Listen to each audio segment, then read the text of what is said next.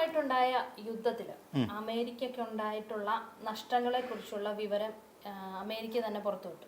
അതായത് അമേരിക്ക പറയുന്നത് ഇതുവരെ $37.5 മില്യൺ, അതായത് ഏകദേശം ഒരു 3.1, അതായത് 3 ലക്ഷം കോടി രൂപയോളം ഇതുവരെ ചെലവായിട്ടുണ്ട്. അപ്പം ഇനി അധിക ചെലവ്, അതായത് യുദ്ധം അവസാനിപ്പിക്കാൻ അവർ തീരുമാനിച്ചിട്ടില്ല എന്നതും ഇതിനകത്തൊരു അർത്ഥമുണ്ട് കേട്ടോ. യുദ്ധം ഇങ്ങനെ പോലും ഞങ്ങൾ യുദ്ധം അവസാനിപ്പിക്കാൻ തയ്യാറല്ല. അപ്പൊ അതുകൊണ്ട് കയ്യിൽ കാശില്ലല്ലോ.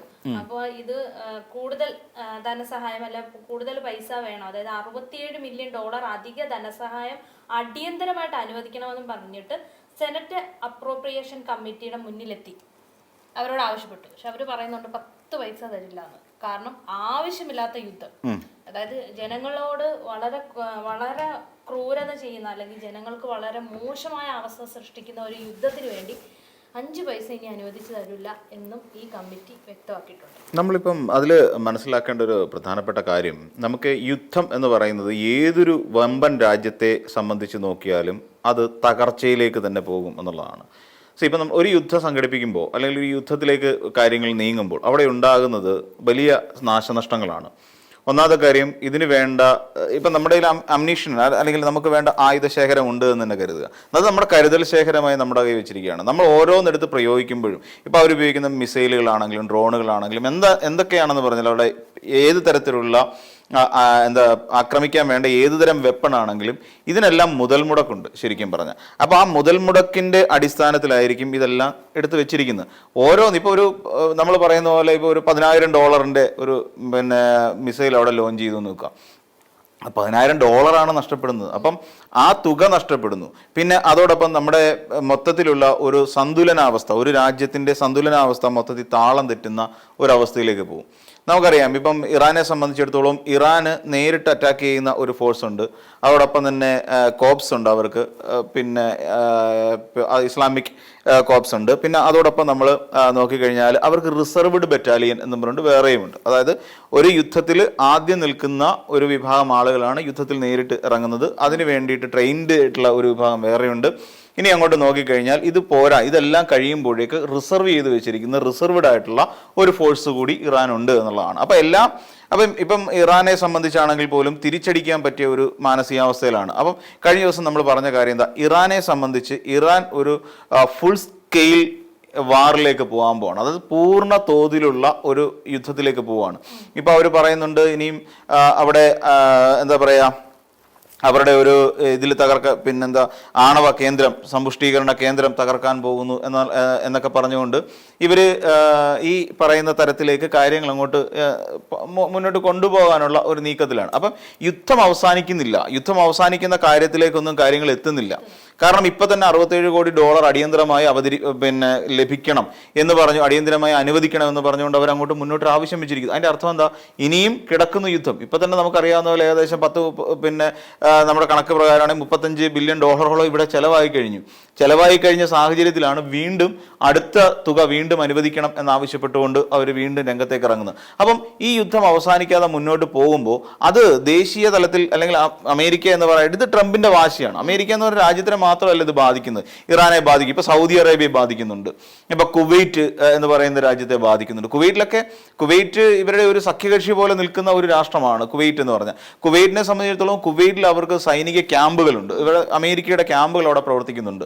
അപ്പോൾ സ്വാഭാവികമായിട്ടും അമേരിക്കൻ ക്യാമ്പുകൾ അവിടെ പ്രവർത്തിക്കുമ്പോൾ സ്വാഭാവികമായും ഇറാൻ എന്ത് ചെയ്യും, ആ അമേരിക്കൻ ക്യാമ്പുകളിലേക്ക് ആക്രമണം നടത്തും. ഇപ്പൊ തന്നെ നമ്മൾ നോക്കിക്കോളൂ, യുദ്ധം ഉണ്ടാകുന്ന സമയത്ത് അവരുടെ സൈനികർ എല്ലാം ഉണ്ട് എന്ന് പറയുന്ന ആ ട്രംപിന്റെ സൈനികർ 17 പേര് കൊല്ലപ്പെട്ടു കഴിഞ്ഞു. അപ്പം ഒരു യുദ്ധം ഉണ്ടാകുമ്പോൾ നാശനഷ്ടങ്ങൾ ഉണ്ടാകുന്നു, ഇരു രാജ്യങ്ങൾക്കും നാശനഷ്ടം ഉണ്ടാകും എന്ന് പറയുന്ന ഒരു തോട്ടിലേക്ക് ഇതുവരെ ട്രംപ് എത്തിയിട്ടില്ല. ട്രംപിന് ചില പിടിവാശികളുണ്ട്. ഈ പറയുന്നത് സാമാന്യ മര്യാദ വെച്ചിട്ടും സാമാന്യ ബോധമുള്ള ഏത് കൊച്ചുകുട്ടിക്കും മനസ്സിലാവും ഒരു യുദ്ധം നടന്നാൽ എന്തായാലും ഈ പറയുന്ന രക്തച്ചൊരിച്ചിൽ അവിടെ ഉണ്ടാവും എന്നുള്ള കാര്യം. തീർച്ചയായിട്ടും ട്രംപ് ഇപ്പോഴും വാദിക്കുന്നത് ഞങ്ങൾക്ക് ആരെയും നഷ്ടപ്പെട്ടിട്ടില്ല, ഞങ്ങളുടെ ഒന്നിനും നാശനഷ്ടം വന്നിട്ടില്ല, ഈ രീതിയിൽ ഇപ്പോഴും വാദിച്ചുകൊണ്ടേ ഇരിക്കുകയാണ് ട്രംപ്. അതെന്ന് വെച്ച് കഴിഞ്ഞാൽ മീൻസ് നാണക്കേടുണ്ട് മറ്റുള്ളവർ അറിയുക. എന്നാ പിന്നെ ഈ പരിപാടി നിർത്തിക്കൂടെ? അത് നിർത്തൂല. ഇപ്പൊ തന്നെ പറയണ്ടേ, അവരുടെ പിക്കാക്സ് മൗണ്ടൻ എന്ന് പറഞ്ഞിട്ട് മൗണ്ടൻ ഉണ്ട്, അവിടെയാണ് അതിന്റെ താഴെയായിട്ടാണ് ഇവരുടെ ആണവ സമ്പുഷ്ടീകരണം നടക്കുന്നത് എന്ന് പറഞ്ഞുകൊണ്ട് ഇനിയിപ്പോ അതിലേക്ക് അക്രമം പരസ്യമായിട്ട് പ്രഖ്യാപിക്കുക. ട്രംപ് ചെയ്യുന്ന പരിപാടി ഞങ്ങൾ ദണ്ട അവിടേക്ക് ആക്രമിക്കാൻ പോകുന്നു എന്ന് അവരങ്ങ് അങ്ങ് പറയുക. എന്തിനാ പറയുന്നത്? ഇറാൻ എന്ന് പറയുന്ന രാജ്യം നിസ്സാരമാണെന്നും ഇറാന് ഇങ്ങനെ ഞങ്ങൾ അവിടെ അക്രമം നടത്തി കഴിഞ്ഞാലും ആ ഇറാന് ഞങ്ങളെ പ്രത്യാക്രമണം നടത്താൻ കഴിയില്ല എന്ന് പറയുന്ന ഒരു ചിന്താഗതിയുണ്ട്. ട്രംപിന്റെ ഒരു അഹങ്കാരമാണത്.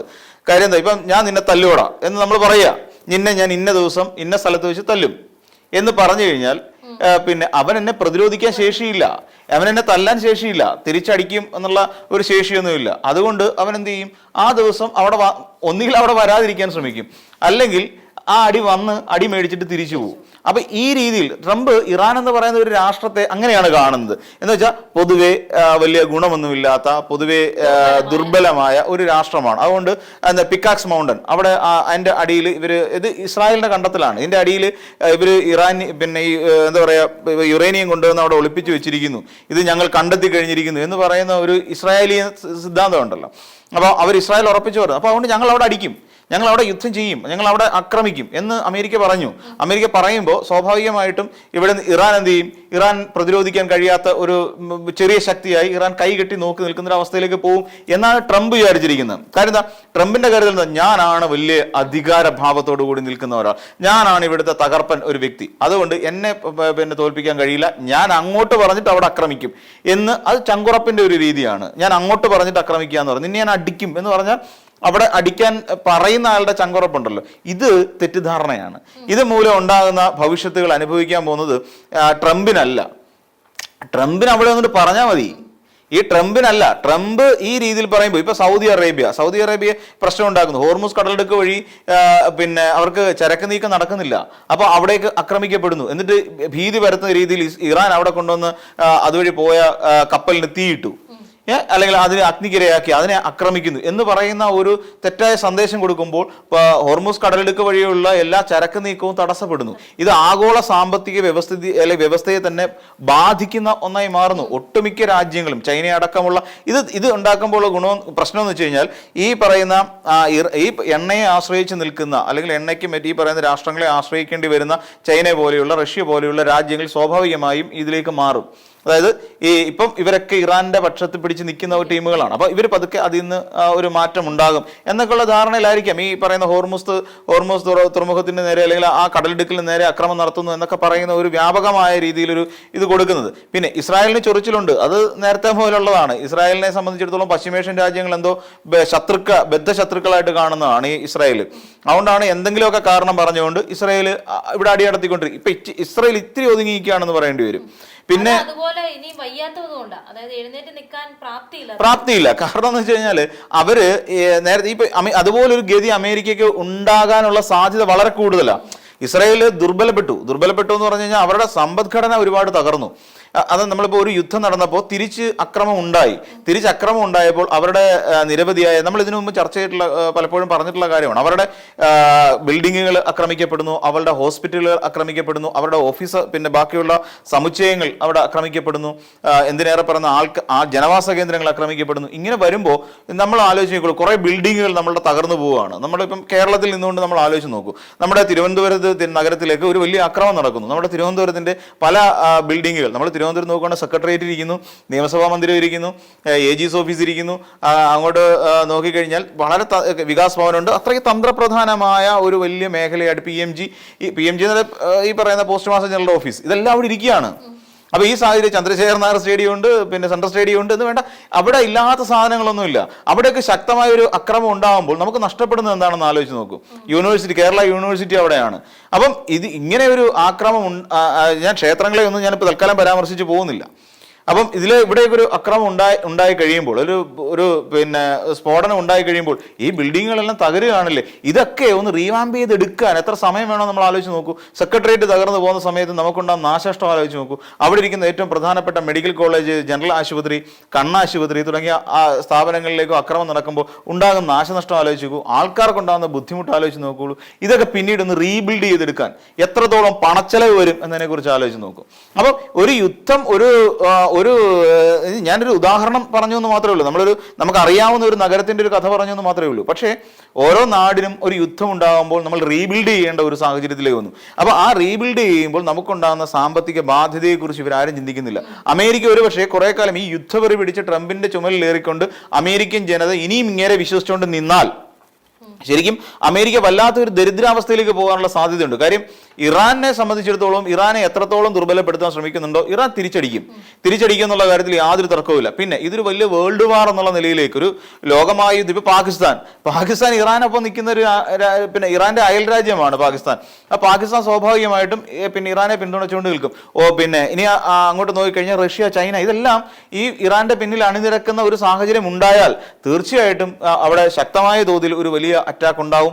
അമേരിക്ക ഈ പറയുന്ന പോലെ $67 അല്ല, ഇനി $174 ബില്യൺ സ്വാംശീകരിച്ചിരുന്നാലും ശരി, ഇതിനെല്ലാം പണം ആവശ്യമാണ്.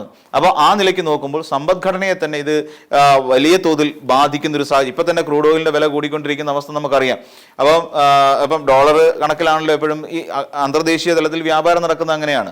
അപ്പോൾ അങ്ങനെ വരുമ്പോൾ സ്വാഭാവികമെന്നോണം അമേരിക്കയ്ക്ക് തട്ടുകേട് ഉണ്ടാകുന്ന സാഹചര്യം ഉണ്ടാവും. അതുകൊണ്ട് പിടിവാശി ഉപേക്ഷിക്കുക എന്നുള്ളതാണ്. അവിടുത്തെ ഡെമോക്രാറ്റുകൾ ഇപ്പം ശക്തമായ രീതിയിൽ ഈ പറഞ്ഞ ട്രംപിന്റെ ഈ ഒരു സ്വേച്ഛാധിപത്യത്തിന് യുദ്ധക്കൊതിക്കെതിരായിട്ട് ശക്തമായി പ്രതികരിച്ചുകൊണ്ടിരിക്കുന്ന ഒരു സാഹചര്യമുണ്ട്. ഇപ്പം മംദനിയെ പോലെയുള്ള കൗൺസിലർമാരടക്കം.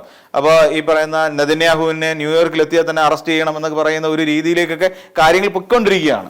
അപ്പോൾ ഈ രീതിയിലൊക്കെ വരികയാണെന്നുണ്ടെങ്കിൽ അവർ തമ്മിലുള്ള ബന്ധത്തിൽ ഉലച്ചിലുണ്ടാവും. അപ്പം നെതന്യാഹു അവിടെ ന്യൂയോർക്കിൽ എത്തിക്കഴിഞ്ഞാൽ ന്യൂയോർക്ക് അമേരിക്കയുടേതല്ലേ. അപ്പോൾ അവിടേക്ക് എത്തിക്കഴിയുമ്പോൾ അവിടെ വെച്ച് ഇയാളെ അറസ്റ്റ് ചെയ്താൽ എന്ത് അല്ലേ, നെതന്യാഹുവിനെ അറസ്റ്റ് ചെയ്താൽ എന്തായാലും സംഭവിക്കുക എന്നുള്ള കാര്യം നമുക്ക് ഏറെക്കുറെ ഊഹിക്കാൻ കഴിയും. അപ്പം മൊത്തത്തിൽ ഒരു വലിയ സാമ്പത്തിക ബാധ്യതയിലേക്ക് അമേരിക്ക നീങ്ങുന്നതിന്റെ സൂചനകളാണ് നമ്മൾ ഈ കാണുന്നത്. ഇറാനെ പറഞ്ഞുകൊണ്ട് അടിക്കുന്നത് ധൈര്യമായി കരുതണ്ട. പിന്നെ ഇനിയും അവിടെ ഈ പിക്കാക്സ് മൗണ്ടന്റെ താഴെ ഇതെല്ലാം ഒളിപ്പിച്ച് വെച്ചിട്ടുണ്ടോ എന്നുള്ള കാര്യം ഒന്നുകൂടെ വെരിഫൈ ചെയ്തതിന് ശേഷം മാത്രം അങ്ങോട്ട് അറ്റാക്ക് നടത്തുകയായിരിക്കും ശരി. ഇറാൻകാര് അത്ര മന്ദബുദ്ധികളൊന്നും അല്ല. ഇതൊക്കെ അളന്ന് കുറിച്ച് ഇവിടെ ഇറാനെ അങ്ങ് പൂട്ടിക്കെട്ടി എന്ന് പറഞ്ഞവരാണ് ഇസ്രായേലുകാർ.